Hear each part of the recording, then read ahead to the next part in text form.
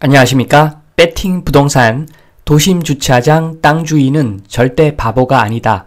도시 농지 소유자이다. 진행하도록 하겠습니다. 자, 부동산부터 보겠습니다. 부동산이라고 하는 것은 건물 플러스 땅입니다. 건물은 비용이 많이 들어가지만 수익이 크고 땅은 수익이 작지만 비용이 거의 들지 않습니다. 자, 그래서 부동산 천재라고 하면 작게 먹어도 수익 마이너스 비용이 큰 쪽을 선택할 겁니다. 자, 그런 측면에서 도심 주차장 땅 주인은 바보가 아니라는 표현을 했습니다. 좀 자세히 들어가겠습니다. 감가상각 보겠습니다. 감가상각. 자, 땅이라고 하는 것은 사두면은 계속 가치가 올라갑니다. 쭉 올라가죠. 물가 상승하는 정도로는 올라갑니다.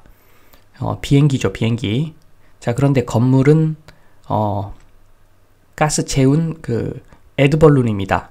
결국에는 땅으로 떨어지게 되어 있습니다. 그래서 40억 들여서 지은 건물이 40년 후에는 가치가 0원입니다. 일반적으로 그렇습니다. 재건축을 해야 되니까. 자, 그래서 40억 들여서 지었는데 40년 후에 가치가 0원, 1년에 1억씩 마이너스가 됩니다. 1년에 1억씩. 자, 그러면 최소한 그 임대 수익으로 1년에 1억 이상은 나와야 되고 1년에 1억까지는 본전이라는 겁니다. 1억 하면 40억에 1억 하면은 2.5%. 자, 그래서 제가 말씀드리는 것이 아파트 샀을 때 아파트 같은 그 집합 건물들 샀을 때 임대 수익률이 4%가 넘어가지 않는다. 자, 금리 문제가 아닙니다. 지금 저금리에서 고금리 가서 생기는 문제만은 절대 아닙니다. 지금 수익률이 1%가 안 된다. 자, 그러면은 거의 적자라고 보면 됩니다. 자, 그래서 최근에 그 PIR 20이 넘고 그런 문제들 다 연결되는 문제입니다. 건물은 나중에 0원이다. 자, 요것을 누구나 놓치기 쉽습니다. 일단 건물이 서 있으면 멀쩡해 보입니다. 그렇지만 속은 골아 있고 40년 정도 지난 건물은 거의 가치가 0원이다. 그렇게 보셔도 됩니다. 임대를 할 수는 있겠지만 수리비가 엄청 들어갑니다. 자, 그래서 감가상각 개념은 꼭 생각해야 됩니다. 자, 3번 건축행위 보겠습니다. 건축행위는 자, 밑에 이상적인 그림을 그렸는데 땅 주인이 선수고 선수가 건축업자랑 계약을 해서 건축을 진행을 하면은 깨끗하게 끝나겠죠. 자, 왼쪽 주머니에서 오른쪽 주머니로 계약했을 수도 있고 아무튼 이런 경우는 문제가 생기지 않습니다. 그러나 일반적으로 건축 행위에 대한 계약을 할 때는 요렇게 됩니다. 땅 주인은 잘 모르고 선수 건축업자랑 계약을 합니다. 자, 여기서 비극의 씨앗이 생기는 거죠. 일반적으로 생깁니다. 자, 건축 단계를 보면은 설계, 인허가, 착공해서 변경 시공이 들어가고 거기서 설계 변경이 들어가고 준공 검사 해서 사용 승인까지 가는 거죠. 자, 그런데 여기서 보시면은 인허가까지는 건축주가 갑입니다. 땅 주인이 갑입니다. 자, 그런데 그 이후에는 땅 주인, 건축주는 점점 을이 되어 갑니다. 자, 업체 변경 말이 쉽지 정말 돈이 많이 깨지는 그러한 어떤 방식입니다. 그래서 설계 인허가 약간 돈이 들어간다 싶어도 큰 누수는 없습니다. 자, 그 파란색 물방울 표시가 건축주의 눈물입니다. 눈물. 자, 설계 생각보다 좀 비싸네. 인허가 생각보다 좀 비싸네. 자, 그까지는 참을만 합니다. 자, 그런데 착공 들어가고 나서는 눈물의 크기가 달라집니다. 착공 때만 해도 요것은 별도다.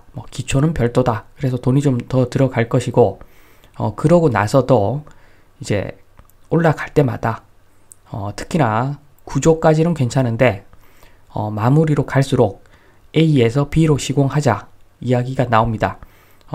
그것들이 쌓이면 엄청난 눈물이 되고, 자, 그리고 그게 설변으로 연결되면은 금액이 크게 공사비가 증액되면서 눈물의 단위가 달라집니다.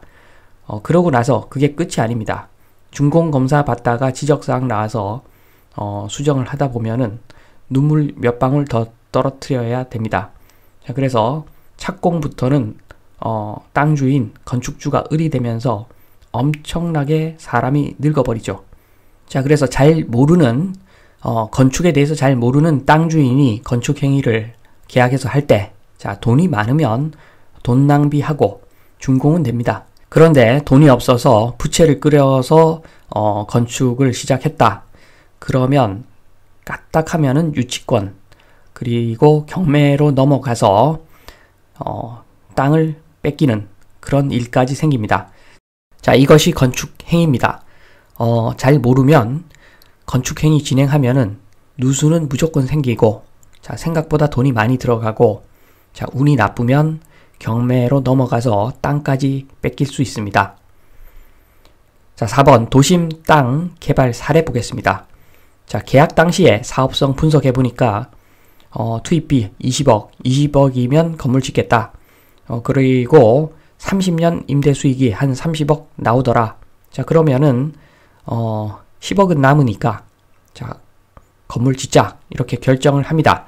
그런데 공사 진행해 보면은 설변해서 설계 변경 비용이 증가됩니다. 그래서 투입비가 30억 이렇게 나올 수가 있죠. 충분히 이런 일이 발생할 수가 있습니다. 이러면은 수익이 없죠. 땅 주인은 수익이 없습니다. 세금 내고 나면은 100% 적자죠. 죽 써서 개중꼴입니다. 이게 개가 개라고 표현했는데 죽 써서 개중꼴, 업자가 개겠죠. 여기서 업자는 돈을 벌고, 업자만 돈을 벌고, 자, 그 관련 업계만 돈을 벌고 건축주는 흰머리 나죠. 자, 요럴 수가 있습니다. 자, 그래서 제가 제목에 도심 주차장 땅 주인은 절대 바보가 아니다라고 말씀을 드린 겁니다. 자, 웬만큼 건축에 대해서 잘 아는 사람이 아니라면 함부로 접근하면은 안 됩니다. 그래서 도심 주차장 땅 주인은 절대 바보가 아닙니다. 이 땅 주인은 추리닝 입고 주차장 운영합니다. 비용 거의 투입하지 않으면서 주차장 운영을 해서 농지에서 경작을 하듯이 소규모 수익을 올립니다. 그러나 요것은 투입비가 거의 들지 않기 때문에 요런 것이 안전마진이죠. 투입비 들이지 않고 농지에서 경작하듯이 주차장 수입으로 소규모 수익을 올리면서 그리고 부채가 없습니다. 부채를 일으키지 않고 그렇게 하면은 버틸 수가 있죠. 버틸 수가 있습니다. 이건 당연히 버틸 수가 있는데, 자, 유리한 조건이 됩니다. 땅 주인에게 버틸 수 있다. 시간이 가도 전혀 쫄리는 게 없다. 자, 그것은 땅 주인에게 엄청나게 유리한 조건입니다. 그래서 땅 주인은 정말 유리한 조건의 제한, 건축 제한이 올 때까지 편안하게 부채 없는 상태로 기다리면은 최상의 어떤 계약을 할 수가 있습니다. 자, 계약을 하고 착공을 하면은 땅 주인은 을이 되기 때문에 정말 누가 봐도 땅 주인이 유리한 그러한 계약을 해야지 땅 주인이 애초에 생각하는 예산 범위 내에서 공사가 마무리될 수가 있습니다. 자, 그래서 도심 주차장 땅 주인은 어떻게 보면 천재입니다. 자, 시간을 나한테 유리한 방향으로 만들어 놓고 절대 적자가 안 나는 그러한 상태로 만들어 놓고 최상의 계약을 기다린다. 자, 필승 전략입니다. 필승. 자, 그래서 도심 주차장 땅 주인, 이 땅 주인이 취하는 전략 한번 검토해 볼 필요가 있다. 자, 요러한 방식을 적용을 하면은 결국에는 이긴다. 자, 요런 말씀을 드리면서 이만 마치겠습니다. 감사합니다.